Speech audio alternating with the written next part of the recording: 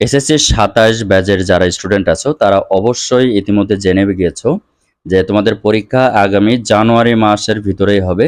December শেষ করে জানুয়ারির ফার্স্ট উইক, মিডিলে অথবা শেষের দিকে।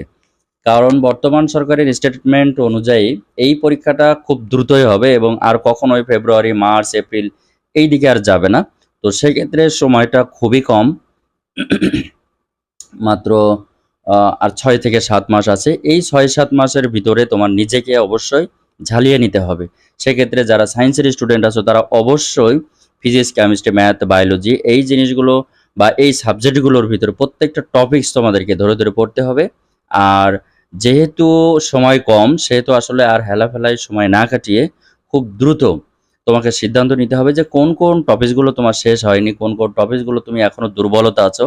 এই জিনিসগুলো কাটানোর জন্য তোমাকে সবসময় সিলেবাস মেনটেন করে আগে দেখতে হবে যে কোন বিষয়গুলো তুমি কম জানো আর কোন বিষয়গুলো তুমি এখনো দুর্বলতা আছো।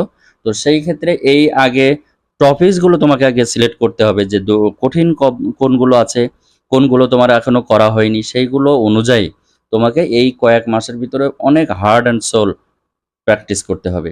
তোমাকে কঠোর পরিশ্রম করতে হবে ভালো একটা রেজাল্ট করার জন্য। আর অঙ্কের কথা বিশেষ করে যেই বিষয়টা আসে যে ম্যাক্সিমাম স্টুডেন্ট অঙ্কে একটু দুর্বল হয়, অঙ্কে সাধারণত খারাপ হয়ে যায়। তো সেক্ষেত্রে অঙ্কের প্রতি বেশ গুরুত্ব দিতে হবে, কারণ বিগত সালগুলোতেও দেখা গেছে যে অঙ্কের জন্য অনেক স্টুডেন্ট ভালো রেজাল্ট করতে পারেনি। তো সেক্ষেত্রে তোমরা যারা এখন আছো আর 6-7 মাস সময় আছে, তোমরা অবশ্যই এখন সিরিয়াস হয়ে যাও কোন কোন সাবজেক্টগুলো তোমার কাছে কঠিন সেই বিষয়গুলো নিয়ে। তো আমাদের ডেইলি হোমস স্কুলে নিয়মিত যারা এসএসসি স্টুডেন্ট আছে তাদের জন্য ক্লাস দেওয়া হচ্ছে, তাদের জন্য ভিডিও দেওয়া হচ্ছে। তোমরা চাইলে সেগুলো দেখে নিতে পারো। আর আমাদের সাথে সবসময় থাকো, সবকিছু উপভোগ করো। তো সবাই ভালো থাকো, সুস্থ থাকো। খোদা হাফেজ।